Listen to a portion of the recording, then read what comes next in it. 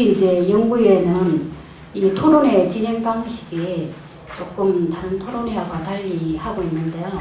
저희 연구회의 목적이 시민과 함께하는 그 복지 또 이 그 역할이기 때문에 저희들이 가급적이면 이런 토론회를 통해서 많이 여기 현장에 참여하신 분들 정말 이 귀한 시간에 오신 것은 그만큼 배우고자 그리고 또 하시고자 하는 말씀 그리고 관심이 있기 때문에 오신 거거든요. 그래서 이 현장에 오신 분들의 하시고 싶은 말씀을 저희들이 참 많이 이렇게 들어야 되겠다는 생각을 듭니다. 여기 고용노동부에도 오시고 학계에도 계시고 또 시민단체에 계시는 분도 계시지만 이분들의 말씀도 중요하지만 여기 계신 분들이 여기 우리 플로어에 참석하시는 그 시민들의 많은 의견을 좀 듣고 가서 각 분야에서 정부나 학계나 각 소속되어 있는 그런 단체에서 좀 여기 좋은 토론 의견을 좀 반영했으면 좋겠다는 의미에서 저희들이 토론 중간중간에 이렇게 질문을 받고 있습니다. 그래서 우선은 여기 그 토론 주제 발표, 홍경정 교수님 토론 주제 발표를 하시고 거기에 대해서 우리 시민 토론이 토론자 분 한 분께서 또 발표하시고 바로 제가 청중에게 두 분께 그 주제 발표와 토론 발표와 관련된 그 질문을 바로 제가 청중에 받겠습니다. 그리고 또 두 분의 또 토론을 또 듣고 또 바로 청중에게 여기 저희들이 또 질문을 한 두 분 정도 더 받고 또 진행하면서 바로 이게 피드백이 일어날 수 있도록 그렇게 하겠습니다. 주제 발표가 있고요. 그 다음에 우리 이번 토론을 위해서 제가 일반 시민 패널을 4주 동안 공모를 했습니다. 그래서 총 5분이 응모를 하셨는데 그 중에서 가장 이렇게 적극성을 보이시고 또 하고 싶은 말씀 많으신 우리 일반 시민 박미출 님께서 발표를 하시고 그 다음에 토론은 우리 허준수 교수님께서 하시겠고요. 그 다음 이정한 과장님, 그 다음에 박계한 교수님, 유기정 본부장님은 제일 마지막으로 했습니다. 지금 방금 또 우리 선진사회복지연구회 이사님이시자 경희대학교 언론정보대학원의 교수님이신 우리 김창남 교수님이 오셨습니다. 예, 김창남 교수님. 예, 감사합니다. 그 위에 분은 제가 죄송합니다. 정말 성함을 잘 몰라서 소개 못했는데요. 혹시 소개 못해드렸더라도 너그럽게 양해를 해주시길 바라겠습니다. 감사합니다. 그러면 우리 홍경준 교수님의 토론을 주제 발표를 듣겠습니다. 시간은 한 30분 정도 해주실 걸로 생각합니다. 이렇게 날씨가 좀 흐린 것 같기도 하지만 오늘 아침에 해가 이렇게 쫙 나서 오늘은 온도가 높진 않아도 정말 봄이 된 것 같은 그런 기분 좋은 날입니다. 좋은 날에 중요한 한국사회 발전을 위해서 대단히 중요한 주제를 가지고 이렇게 세미나를 개최하게 된 이 자리에 초청을 받아서 귀하신 여러분들 앞에서 말씀을 드리게 된 점 진정 영광으로 생각합니다. 이런 좋은 자리를 만들어주신 선진사회복지연구회 회장님을 비롯한 관계자 여러분들께 감사를 드립니다. 예, 좀 더 잘 보이네요. 사실은 제가 직접 이 컴퓨터를 버튼을 누르면서 말씀을 드리면 훨씬 더 좋을 텐데 그게 안 돼서 제가 다음이라고 얘기를 하면 넘겨주시기 바랍니다. 오늘 말씀드릴 주제는 복지라는 것과 고용이라는 것이 함께 가는 이게 필요하다. 그런 복지국가가 필요하다. 이런 말씀을 드리기 위함입니다. 근데 이 복지와 고용이 함께 간다는 것은 사실은 대단히 여러 번 되풀이돼서 얘기된 사실이고 이걸 새삼스럽게 얘기하는 것이 논의를 좀 낭비하는 것일 수도 있겠지만 그만큼 되풀이돼서 얘기가 된다는 것은 그만큼 이게 중요한 문제니까 되풀이돼서 얘기가 되는 거겠죠. 그런 관점에서 말씀을 드리고자 합니다. 넘겨주시죠.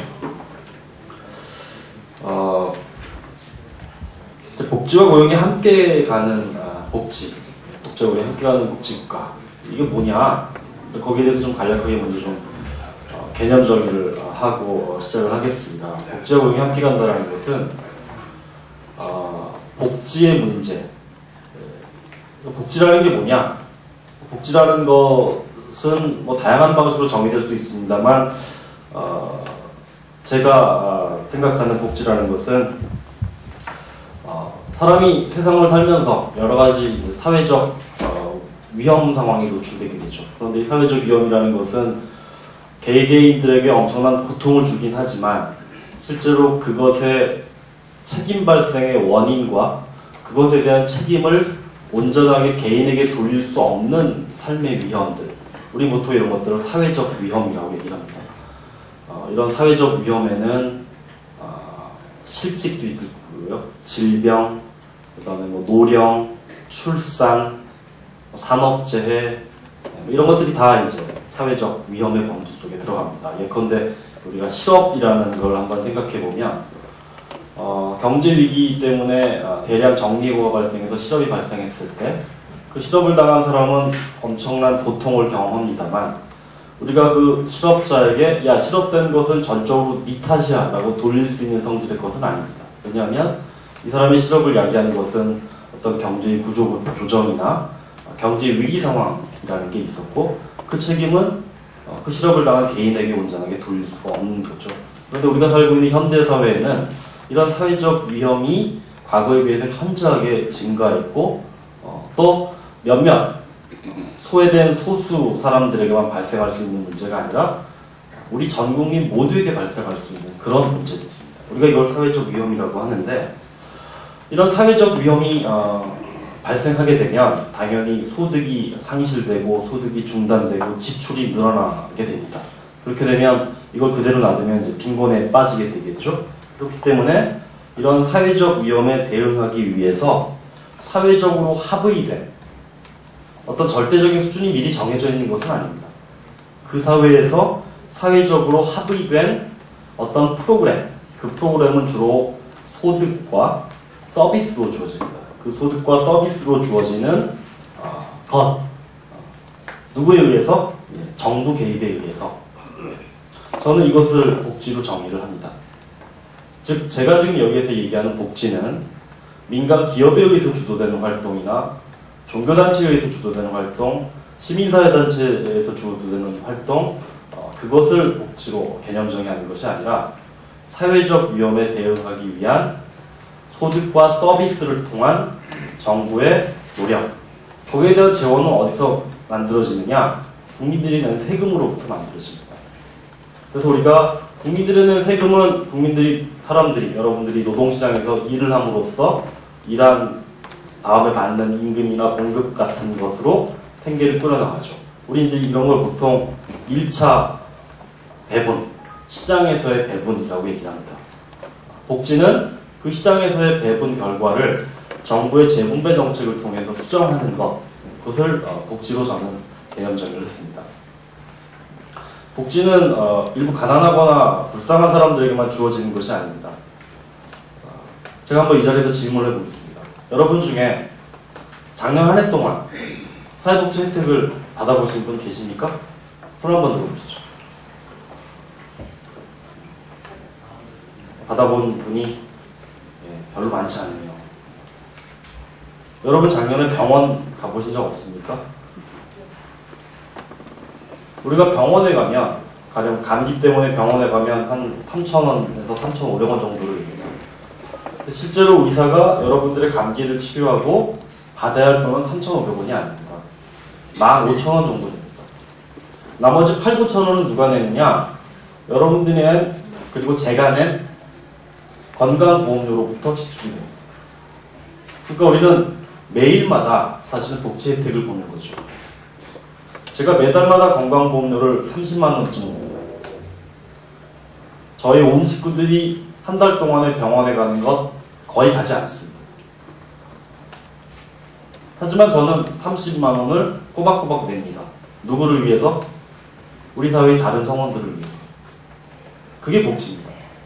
그러니까 우리가 일상 속에서 매일 경험하고 있는 것이 복지인 것이지, 빈곤한 사람들, 취약계층의 사람들을 위해서 사용하는 것은 그 중에 극히 일부분에 불과합니다.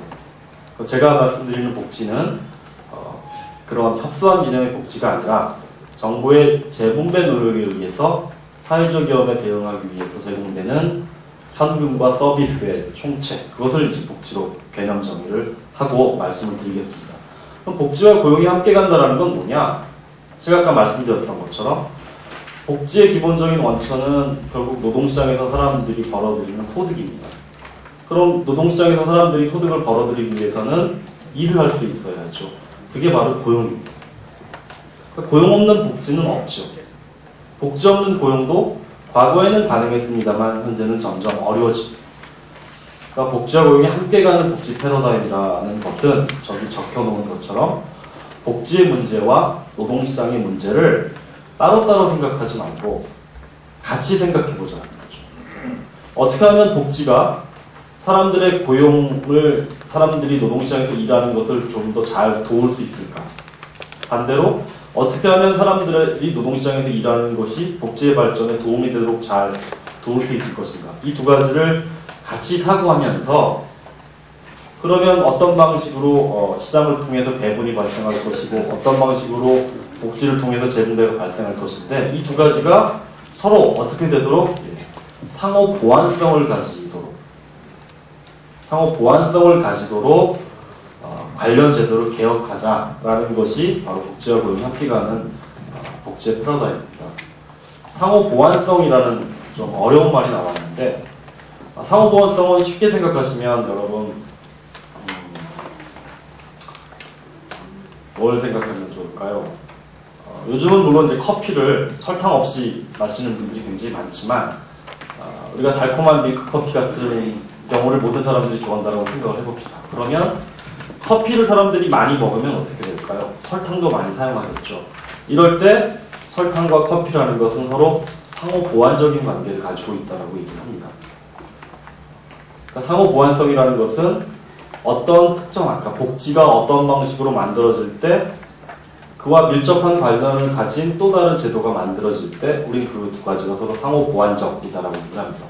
또 어떤 경우에 상호 보완적이라는 것은 성과의 비교 우위로 얘기를 할 수 있습니다. 가령 어떤 사람과 어떤 사람이 같이 일을 하면, 가령 갑순이하고 울순이가 둘이 같이 일을 하면 갑돌이하고 병순이가 같이 일하는 것보다 훨씬 더 많은 성과를 얻게 된다라고 하면 갑순이하고 울순이는 서로 상호 보완성을 가진다, 이렇게 얘기를 합니다. 그러니까 상호 보완성을 가지도록 한다는 것은 이 두 가지가 좀 잘 맞도록, 예를 들어서 우리가 노동시장에서 사람들로 하여금 이렇게 행동하도록, 가령 우리가 길거리에서 신호등을 생각해 보시죠. 가령 100m를 앞두고 신호등이 두 개가 있다고 생각을 해보시죠. 근데 앞에 있는 신호등이 파란불이 켜졌습니다. 그래서 사람들이 엑셀을 밟고 붕 달리기 시작했습니다. 그러면 100m 앞에 있는 신호등도 이 차가 달려오면서 신호등이 파란색으로 바뀌어야 되겠죠. 그래야지 교통 흐름이 원활할 겁니다. 이렇게 자동차가 100m를 사이에 두고 신호등이 두 개가 있다고 할 때 차가 달리기 시작했을 때 신호등이 연속적으로 터지게 하는 것, 그게 상호 보완적인 제도들입니다. 그런데 여기서 파란불이 켜져서 출발을 했더니 좀 가다 보니까 신호등이 파란불에서 빨간불로 바뀌었다. 그럼 자동차는 서야 합니다.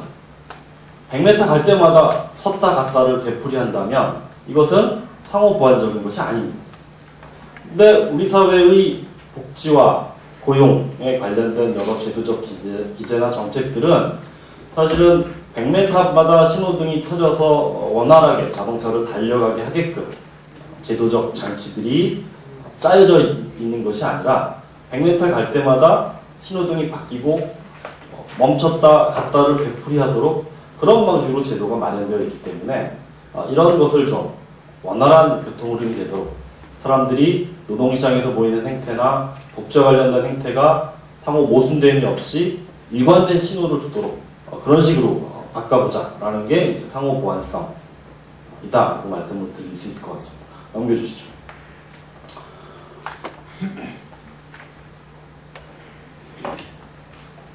그러면 이 주제와 관련해서 세 가지 정도를 좀 우리가 생각할 필요가 있습니다. 첫 번째는 왜 복지와 고용이 함께 가는 게 중요하냐? 왜 복지와 고용이 상호 보완성을 가지도록 하는 것이 중요하냐? 뭐 좋은 말이니까 그게 아니라 그것 외에 이 복지와 고용이 함께 간다는 것이 어떤 의미를 가지기에 저게 중요하냐? 거기에 대해서 좀 우리가 좀 생각해 볼 필요가 있습니다. 두 번째는 그게 그렇게 중요하다면 한국에서 복지와 고용은 어떤 관계냐?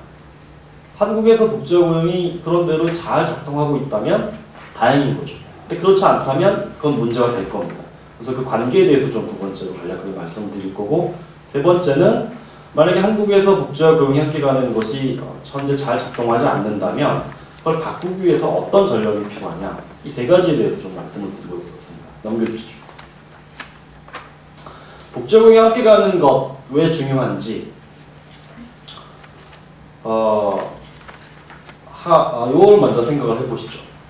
여러분 최근에 우리 사회에서 보면 복지에 대한 국민들의 요구가 폭증하고 있죠. 정치가들은 표에 민감하기 때문에 그런 국민들의 복지 요구 폭증에 대해서 민감하게 반응합니다. 왜? 그래야지 표를 모을 수 있습니다. 그런데 국민들의 복지 요구가 왜 이렇게 폭증하게 됐을까요? 그것은 자신이 노동시장에서 일해서, 그게 저기서 얘기하는 시장에서 일차적 배분 결과입니다. 시장에서 일차적 배분 결과를 통해서 만족하지 못하고 낙담에 빠지고 절망하는 사람들의 숫자가 늘어나기 때문입니다. 사람들이 1차 배분 시장에서 먹고 살기가 힘들고 어려워지면 이제 그런 불만들이 꾹꾹 쌓이죠. 그런데 그런 불만들이 꾹꾹 쌓이게 되면 그것이 이제 정치적으로 목소리가 분출될 수 있습니다. 물론 불만들이 꾹꾹 쌓인다라고 해서 그게 다 정치적으로 목소리가 분출되지 않습니다. 상황에 따라 다르죠. 어떤 상황? 첫 번째, 그 사회의 정치들에 따라 다릅니다. 어떤 사회가 독재주의 국가라면 국민들이 아무리 불만에 가득 찬다고 할지라도 그 복지 요구가 정치적으로 제기되지 않습니다. 하지만 민주주의 사회일수록 국민들의 복지 요구는 정치적으로 보다 더 민감하게 제기됩니다. 정치대에 따라 굉장히 다릅니다. 두 번째는 국민들의 선호 관계입니다. 국민들이 지금 당장은 어렵지라도 몇 년 지나면 우리 잘 살 수 있어 라는 희망을 갖거나 국민들의 선호가 앞으로 달려나가는 것, 성취지향적일 경우에는 설사 지금 사는 것이 어렵다 할지라도 복지 요구가 나오지 않을 수 있습니다. 그것이 바로 정치제도와 선호라는 두 개의 축에, 두 개의 매개 변수에 따라서 시장에서 일치적 배분 결과는 정치적으로 복지 목소리를 내는데 큰 영향을 미칩니다. 그리고 민주주의 사회에서 당연히 정치적 의사결정은 국민들의 요구에 기초해서 이루어집니다. 권위주의 국가라면 국민들의 요구와 무관하게 지금 여러분들이 복지를 얘기해요. 천만의 말씀. 복지는 우리 한국 사회에 아주 중요하지 않습니다. 지금은 성장이 더 중요합니다. 라고 얘기할 수 있지만 민주주의 사회는 그럴 수 없습니다. 국민들이 그렇게 요구하면 그렇게 가는 것이 민주주의 사회입니다. 그렇게 되면 복지에 대한 어떤 집합적 의사결정이 이루어지는 것이죠. 그러면 국민들이 복지를 엄청나게 많이 요구해서 복지 수준이 엄청 높아졌다고 합시다. 그러면 이것은 그 사회의 경제성장, 자본 축적이라고 표현했는데 자본 축적에 영향을 줍니다. 물론 이런 커진 복지 요구가 경제성장에 영향을 주는 정도도 두 가지 변수에 따라서 달라질 수 있습니다. 우선 그 사회의 성장 패러다임입니다. 그 사회의 성장 패러다임이 커진 복지를 감당할 수 있는, 커진 복지와 함께 경제성장을 추구할 수 있는 그런 성장 패러다임이라면, 즉 좀 이따 얘기할 수 있는 혁신주도형 성장 패러다임이라면 복지에 대한 확대된 요구가 그 사회의 경제성장을 저해할 가능성은 적어집니다. 하지만 어떤 사회가 물량 중심적이고 개발 중심적인 경제성장 패러다임을 가지고 있다면 그것은 복지에 대한 확대된 결과가 자본 축적에 긍정적인 효과를 상대적으로 덜 미칠 수밖에 없습니다. 또 국민들의 복지구가 폭증한다고 그것이 꼭 경제 성장을 저해하지 않을 수도 있습니다. 민주주의를 그만해도 됩니다. 민주주의를 그만하고 다시 권위주의 체제로 가면 저쪽의 고리를 단절할 수 있습니다. 우리 역사 속에서 그런 사례들을 많이 봅니다. 나치의 등장이라든지 스페인에서의 프랑코의 등장은 그런 상황 속에서 이루어졌습니다.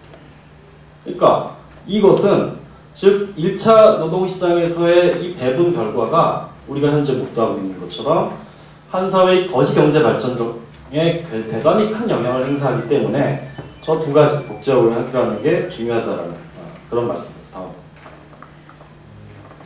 두 번째는 복지는 여러 가지 기능을 수행합니다만 아까 말씀드렸던 것처럼 복지라는 것은 사람들이 맡고 있는 위험에 대한 대응 장치입니다. 즉 다른 얘기로 하면 위험을 분산하는 것이죠. 마치 여러분들이 민간 건강보험에 가입해서 암보험에 가입해서 암과 관련된 위험을 분산하고 싶어하고 자동차 보험에 가입해서 자동차 사고에 발생할 위험을 분산시키듯이 사회복지라는 것은 삶에서 직면하는 여러 가지 삶의 위험을 분산시키는 기능을 수행합니다. 그러면 이렇게 삶의 위험을 분산시킨다는 것은 내가 혹시 실직을 당할다 할지라도 당장 먹고 삶에 어려움 없이 그 실직의 위험을 분산시키는 것이죠. 그럼 사람들이 다 저렇게 사회적 위험 분산의 장치들을 잘 갖추게 되면 사람들이 혁신을 덜 두려워하게 됩니다. 여러분 우리가 청년 실업의 문제를 많이 이야기합니다. 저도 학교에 있으면서 대학생들을 많이 접하게 됩니다. 그럴 때 어른들이 흔히 하는 욕이 있습니다. 요즘 아이들은 기백이 없습니다. 뭔가 모험심이 없어요. 여러분 한국의 기업가 정신이 과거에 비해서 훨씬 현저하게 떨어진다는 이야기를 많이 합니다. 한국 재벌기업의 1세대 창업가들이 가졌던 그런 모험 정신을 2세나 3세들은 가지지 않습니다. 우리 청년들도 그렇습니다. 뭔가 새로운 일을 벌리기보다는 안정적인 공무원 같은 직종을 찾아서 다니고 있습니다. 왜 그럴까요? 바로 외환위기를 비롯한 몇 가지의 경제 위기 속에서 우리들은 알게 되었습니다. 위험을 감수하는 것이 한국 사회에서는 쉽지 않은 일이라는 거예요. 자칫 잘못하면 여기서 떨어지면 다시 중산층으로 복귀할 수 없다라는 거예요. 그러니까 안정만을 추구하게 됩니다. 혁신이 전혀 없는 사회입니다. 이런 사회 기풍 속에서는 경제 발전이 불가능하죠. 적어도 복지는 사회적 위험을 분산시킴으로써 한 사회의 성장에 필요한 가장 기본적인 혁신과 창업가 정신을 복돋는데 상당한 기여를 하게 되고 그것은 또한 그 사회의 성장 전략이나 노동시장 구조에 영향을 미침으로써 다시 시장에서 이루어지는 일체적 배분에 영향을 미칩니다. 앞에 그림이 그 1차 배분에서 고용에서의 문제가 발생할 때 그것이 어떤 일이 발생하는 것을 말씀드렸다면 이 두 번째 그림은 복지에서의 문제가 발생했을 때 그것이 고용에 어떻게 영향을 미치는가에 대해서 말씀을 드립니다. 이 두 가지가 대단히 밀접한 관련을 가지고 있기 때문에 즉 고용과 분배와 성장이라는 것이 대단히 밀접한 관계를 가지고 있기 때문에 이 두 가지가 함께 가는 것이 대단히 중요하다라는 것이죠. 넘겨주세요. 자 그러면 이렇게 중요한 복지와 고용의 관계가 한국에서는 어땠느냐? 제가 지금 여기에 신구 선생님 사진을 그려봤습니다. 젊을 적하고 나이 들을 적 모습이 비슷하죠. 근데 제가 처음에는 여배우들의 사진을 몇 개 골랐었는데 얼굴이 워낙 달라져서 그거는 좀 말씀드리기 어려울 것 같아서 제가 신구 선생님 사진을 그렸습니다. 제가 이걸 그린 것은 신구 선생님의 현재의 모습과 과거의 모습이 상당히 닮아있죠. 다른 점은 있습니다. 현재 한국에서 복지와 고용이 어떻게 가는지를 알기 위해서는 과거 한국이 어땠는지부터 좀 살펴볼 필요가 있을 겁니다.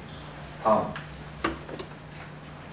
즉, 현재와 미래를 알기 위해서는 현재와 과거에 대해서 다 알 필요가 있다는 거죠. 넘겨주세요. 한국의 과거의 복지제는 어땠느냐? 한마디로 말씀을 드리자면 고용과 복지가 함께 갔었습니다.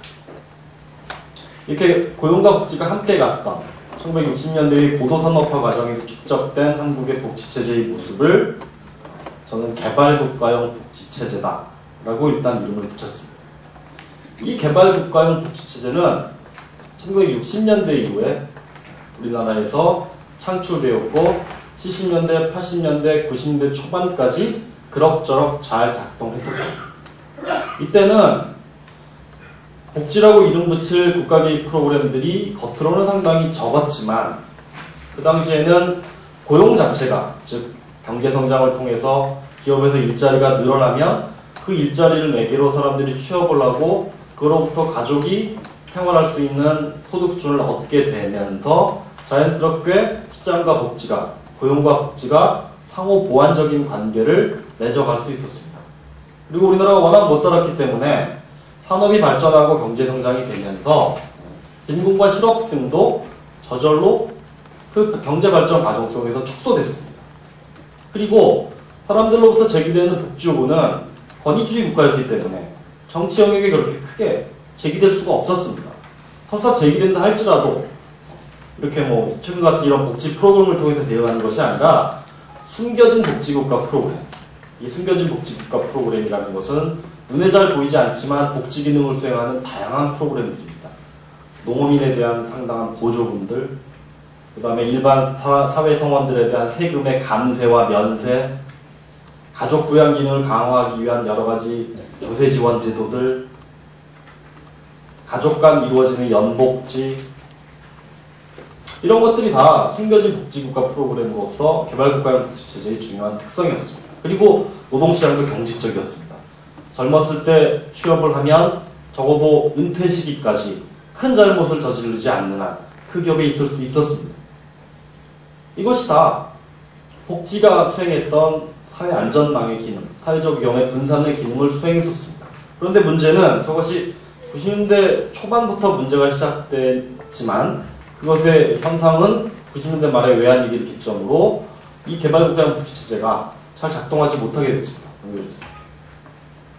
네 가지 이유와 관련되어 있습니다. 첫 번째는 아까 말씀드렸던 것처럼 한국에서 오랫동안 복지가 탈정치적인 성격을 가지고 있습니다. 복지라는 건 정치의 문제가 아니고 이거는 관료들이 결정할 수 있는 문제이고, 하지만 원래 본질적으로 복지는 정치적인 현상입니다. 그런데 한국 사회가 80년대, 90년대를 거치면서 점점 민주화가 되면서 복지의 탈정치화가 초래됐습니다. 그러니까 복지가 점점 정치적인 이슈로 등장을 한 거죠. 이것이 개발국가 복지체제가 가지는 중요한 특성입니다. 두 번째는 경제개발 위주의 자원 배분 때문에 복지가 자발적됐고, 그다음 뭐 기업 복지하고 종신고용 같은 게 있었고, 넘겨주세요. 특징입니다. 넘겨주십시오. 그러다가 아까 말씀드렸던 것처럼 90년대 이후가 되면 소위 세계화라는 대외적 조건과 민주화라는 대내적 조건으로 인해서 개발국가형 복지체제가 더 이상 유지될 수 없게 됩니다. 여러 가지 이유가 있습니다. 한국 경제가 커지면서 대외의존성이 더 심화됐습니다. 그러면서 외부적 환경의 미세한 변화가 한국에는 크나큰 충격을 초래합니다. 가령 뭐 미국이 기침을 하면 우리는 독감에 걸린다라는 말이 있듯이 세계 경제의 그런 변화가 한국에 어마어마한 충격을 초래하고 이로 인해서 사회 구성원들의 피로도가 상당히 높습니다. 두 번째는 개발국가형 복지체제에서는 정부가 기업에 대해서 보다 우월한 관계에서 산업정책을 펼 수 있었습니다만 이제 개발국가형 복지를 통해서 한국 경제가 성장하다 보니까 국가 기업 간 관계가 과거와는 달라졌습니다. 또 신자유주의와 세계화의 경쟁 속에서 더 이상 기업들이 노동시장의 경직성을 유지하기가 상당히 어려워지면서 노동시장의 유동화도 커졌습니다. 그리고 아까 말씀드린 것처럼 민주화가 진전되고 사회 불안정성이 확대됨에 따라서 복지가 탈정치적인 성격을 점점 벗어던지면서 정치화하게 되었습니다. 이러면서 개발국가형 복지체제가 해체됐죠. 그러면서 아시다시피 외환위기 이후 한국 사회에는 여러 가지 다양한 문제들이 발생했습니다. 그리고 이런 문제에 대해서 정부가 일련의 정책들을 만들어 나가기 시작합니다. 그것이 외환위기 이후 한국 복지국가 탄생의 배경입니다. 제 전공은 비교사회 정책입니다. 비교사회 정책은 한국의 복지 전체의 모습을 다른 나라 복지 전체의 모습과 비교하는 그런 작업을 합니다. 그래서 외국의 학자들을 많이 만나는데 외국의 학자들을 만나면서 느끼는 것은 외국 학자들은 한국을 웰페어 스테이트라고 부릅니다. 외환위기를 기점으로 해서 김대중 노무현 정부를 거치면서 MB 정부 일기까지 한국이 복지가 굉장히 커져서 이제 한국도 복지국가다 라고 얘기를 합니다. 국내 학자들, 국외 학자들 모두 동의하는 바입니다. 복지국가죠. 그래서 외환 이후에 복지국가가 탄생하게 된 배경에는 바로 저러한 개발국가의 복지를 해체라는 현상이 있었습니다. 다음. 한국 복지국가가 외환위기 이후에 여러 가지 발전이 있었습니다. 간략하게 요약을 하면 소득보장제도의 발전이 있었습니다. 각종 사회보험제도가 개혁되었고 적용 범위가 확대되었으며 국민기초생활보장제도도 도입되었습니다. 또 사회서비스는 그동안 주로 빈곤한 취약계층 위주의 노인과 장애인과 아동과 여성에게만 주어졌는데 그대 선별적 성격을 점점 완화해서 기초노령연금의 지급 대상이 늘어났고 아동 양육수당이 지급됐고 교육서비스가 확대됐고 근로장려세제도 도입되었습니다. 이런 과정 속에서 넘겨주세요. 한국 복지국가는 상당히 커졌습니다. 이 표는 한국의 전체 GDP를 100으로 하고 사회복지에 쓰는 돈의 액수를 분자로 해서 그걸 퍼센테이지로 나타낸 것입니다. 1990년부터 2006년까지의 상황입니다. 파란색으로 쓴 것은 정부가 지출하는 사회복지 지출이고 빨간색으로 쓴 것은 민간에서 지출하는 사회복지 지출까지를 거기다 다 더한 것입니다. 보면 알겠습니다만 2006년 현재 파란색으로 쓰여진 사회복지 지출의 수준은 10% 정도입니다.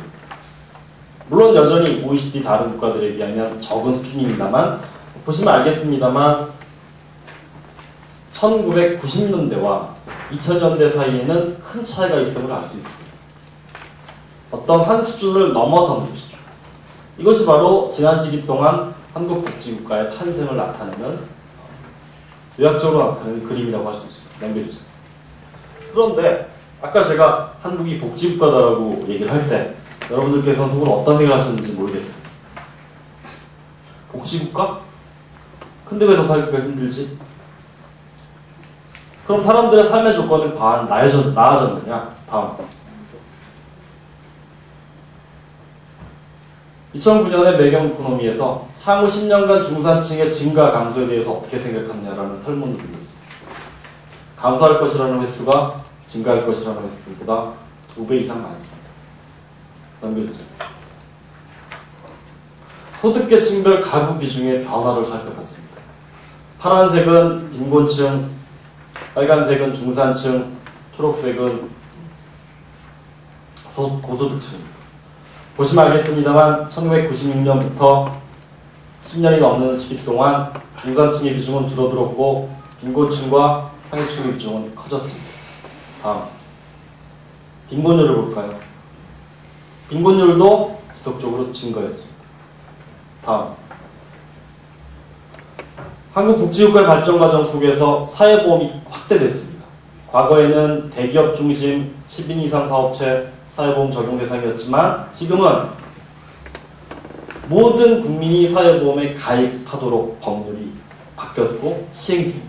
그럼에도 불구하고 아직 사회보험의 혜택을 받지 못하는 사람들의 숫자는 임금 근로자로 제한한다 할지라도 상당히 많은 형편입니다. 넘겨주세요. 한편으로는 복지국가가 됐는데 사람들의 삶은 더 어려워졌습니다. 그 결과는 뭘까요? 불만의 폭증입니다. 한국 사회통합 약화됐습니다.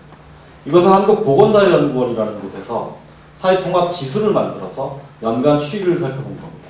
1989년부터 2007년까지 0을 기준으로 해서 0보다 점수가 높으면 사회통합이 전평균보다 전시기 평균보다 높은 것이고 그보다 낮으면 낮은 것인데 보시면 알겠습니다만 최근 시기 동안 사회통합력은 현저하게 떨어져 있습니다. 그리고 이렇게 한국 사회 사회통합에 부정적인 효과를 미친 원인들을 탐구해 보았더니 다음. 특히 빈곤과 소득 격차의 문제가 사회통합의 현저한 약화를 초래한 중요한 원인으로 밝혀졌습니다. 넘겨주세요. 결국 우리가 외환위기 이후 지난 15년간을 살펴보면 국내의 모든 비교사회 정책학자들은 한국의 복지국가 출현을 얘기합니다. 그에 걸맞게 복지 예산도 커졌으며 다양한 프로그램들을 만들어졌습니다. 근데 또 한편으로는 사람들의 삶의 질은 떨어졌고 국민들의 장래에 대한 불안감은 더 커졌습니다. 왜 그랬을까요? 여러 가지 이야기들이 있습니다. 첫 번째는 복지 의존성입니다. 이런 복지 의존성 주장에 따르면 지난 15년간 복지가 확대됐는데 그 확대된 복지가 사람들에게 부정적인 효과를 미쳤습니다. 분배 위주로 정책을 피다 보니까 사람들이 복지병에 빠져서 일을 안 하게 되고 이것이 저성정의 낙인을 찍혔다. 이명박 정부가 집권하게 된 과정에서 가장 많이 얘기했던 것입니다. 두 번째는 저임금 노동시장의 확장입니다. 과거에 비해서 일하는 사람의 숫자가 늘었습니다. 아빠만 일하지 않고 이제 엄마도 일합니다. 근데 여성들의 숙련도는 남성보다 떨어지기 때문에 여성들이 노동공급을 많이 하게 되면 저임금 노동시장이 커집니다. 그러면 저임금 노동시장의 공급이 많아지면 당연히 저임금은 더 떨어지겠죠. 그리고 노동시장의 분절입니다. 한국의 노동시장은 정규직 중심의 안정적인 노동시장과 그렇지 못한 노동시장, 대기업 중심의 경직적 노동시장과 대단히 유연화된 노동시장, 수출부문과 예수부문, 재벌과 중소기업 사이에 고용 안정성이나 임금 수준의 모든 면에서 격차가 굉장히 큽니다. 노동시장이 대나무의 마디처럼 연결되지 않고 똑똑 떨어져 있죠. 이런 것이 또한 이런 문제를 가져온 요인이다라는 주장도 있습니다. 그 외에 어떤 전반적으로 제조업의 고용 탄력성이 떨어지고 고용 유발성이 떨어지고 서비스업 중심으로 커지고 사람들이 일을 그만두면 다 슈퍼마켓을 차리죠. 치킨집 차립니다. 서비스업이 커져요. 그러면서 그것이 어떤 어려움을 낳는 요인이다. 또 숙련에 대한 보수 수준이 더 커지면서 최근에는 뭐 과거같이 비숙련된 다수의 일하는 사람이 필요한 것이 아니라 똑똑하고 창의적인 한 명의 인재가 1000명은 먹여 살릴 것이다. 그러니까 숙련 편향적으로 기술 발전이 일어나면서 소득이 숙련도가 높은 창의적인 인재에게는 엄청난 많은 급여가 주어지고 그렇지 못한 사람들은 일자리를 잃거나 임금이 적어지니까 그들 사이의 불평등이 커질 수밖에 없죠. 그리고 국제교역이 증가되면서 한편으로는 과거에 못 살던 인도나 중국 같은 데서 싼 인건비로 엄청나게 많은 물건들을 생산해내니까 이제 경쟁력이 떨어지는 부분들이 막 생기고 그러다 보니까 어려움이 발생한다. 다 여러 가지 원인들이 제기되고 있습니다. 다. 그리고 외환위기 지난 15년간을 보면 우리는 개발국가형 복지체제에서 나름대로 이루어졌던 성장과 고용과 분배 사이에 연계가 상당히 단절됐습니다. 결국 지난 15년간의 복지국가라는 것을 한마디로 평가하자면 한국 복지국가는 개발국가형 복지체제가 붕괴되면서 여러 가지 상처를 남겼습니다. 그 상처에 대한 대증요법 위주의 대응이 지난 15년간의 시기였습니다.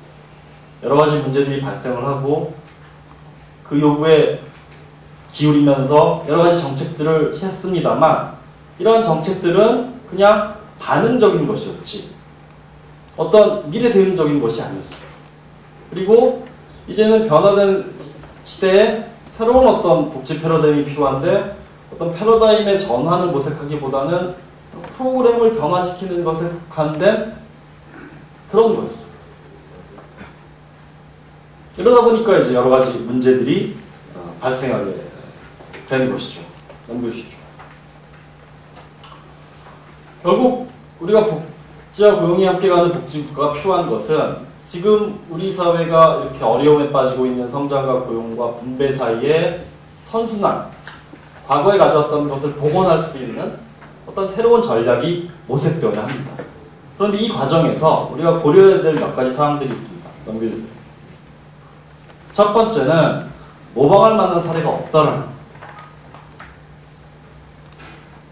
우리는 여러 가지 이야기를 합니다. 가령 우리가 이런 어려움에 빠질 때 우리가 생각할 수 있는 것은 과거로의 회귀입니다. 1960년대, 70년대, 80년대 한국 경제가 잘 나갈 때 대기업들이 잘 될 때 일자리가 늘었고 그것이 우리 임금 수준을 늘렸습니다. 따라서 우리 국민들이 생각할 수 있는 첫 번째 발전 방안은 다시 그때처럼 우린 지난 5년간 다시 그때처럼으로 집권한 정부를 가졌었습니다. 다시 그때처럼이 아니라는 걸 확인할 수 있었습니다. 경제성장 유지의 패러다임이 현재 한국에 적합한 패러다임은 아닙니다. 또 어떤 사람들은 스웨덴형 복지국가를 얘기합니다. 스웨덴과 우리나라는 다릅니다. 지정학적인 위치도 다르고 인구수도 다르고 사람들의 습성도 다릅니다. 어떤 사람은 영국형을 얘기합니다. 어떤 사람은 미국형을 얘기합니다. 한국 사회에 맞지 않습니다. 과거에 우리가 못 살 때는 외국의 선진 사례들을 따라잡기 할 수 있었지만 지금 한국 경제는 그렇게 못 사는 경제가 아닙니다. PPP 기준으로 우리나라 GDP를 따지면 일본과 별로 차이 나지 않습니다. 그렇기 때문에 현재 우리나라에서는 모방할 만한 선진 사례가 없고 우리 앞은 깜깜합니다.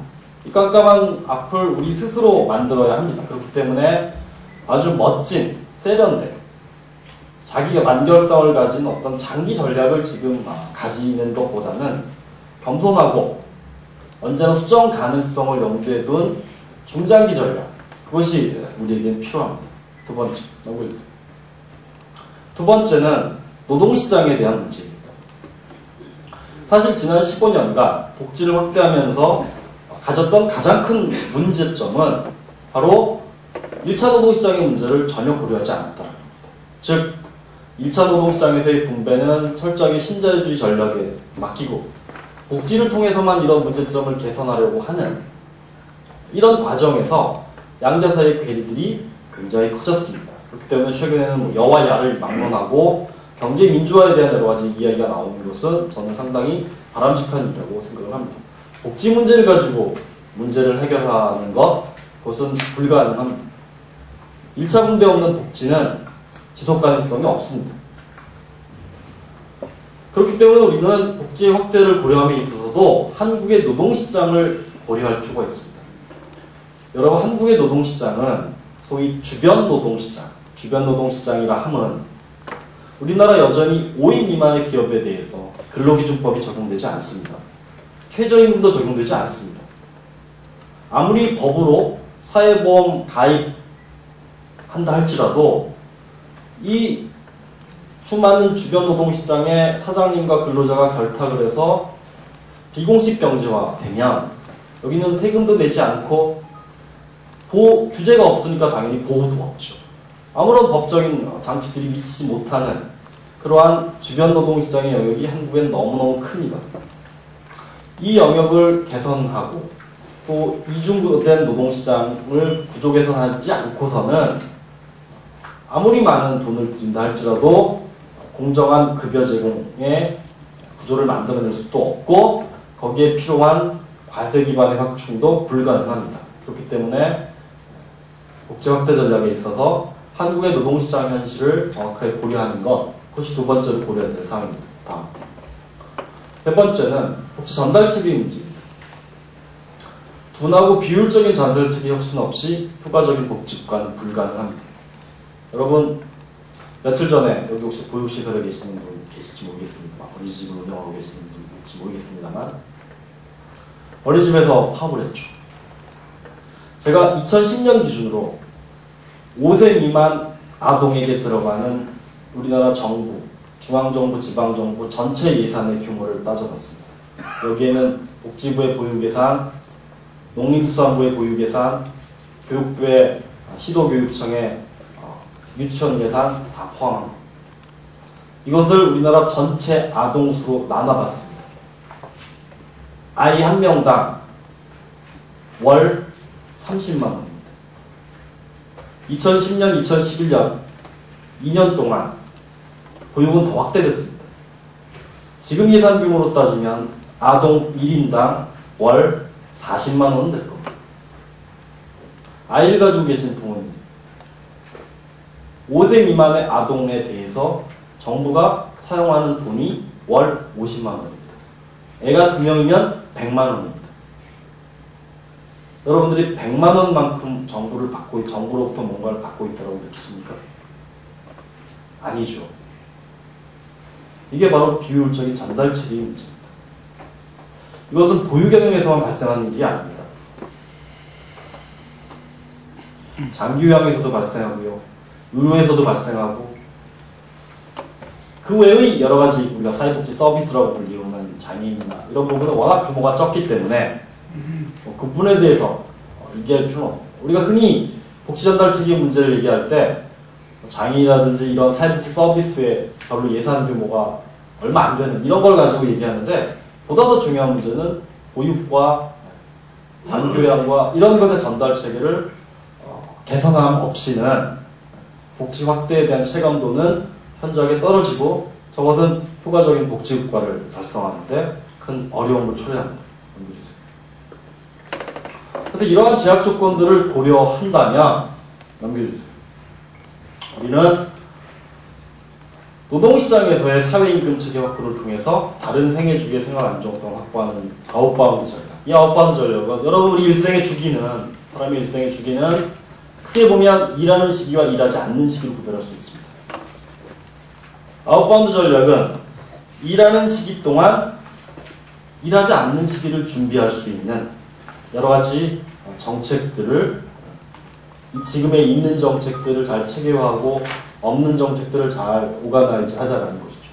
그래서 그걸 통해서 일하지 않는 기간, 아이를 키우는 기간, 실업당해 있는 기간, 은퇴나 장애에 처해 있는 기간,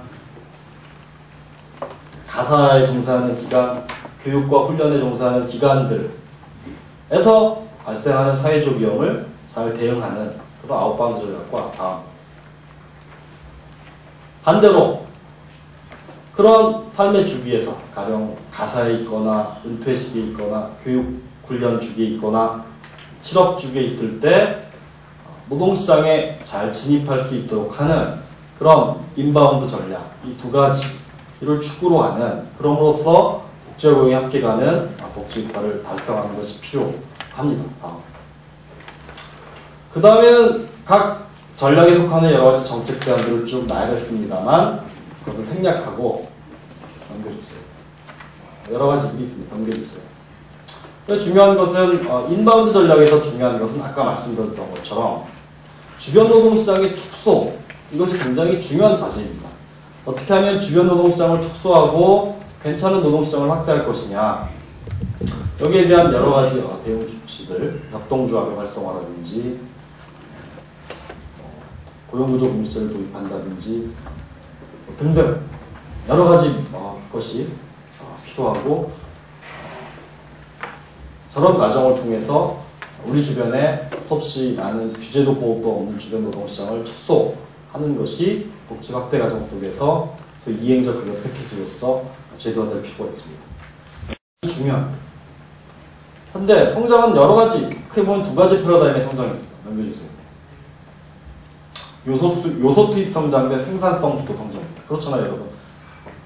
성장하려면 더 많이 집어넣거나 생산성을 높이거나 두 가지 중에 하나죠. 다음. 요소 투입 성장은 물적 자본 축적과 투자 중심의 성장이었습니다.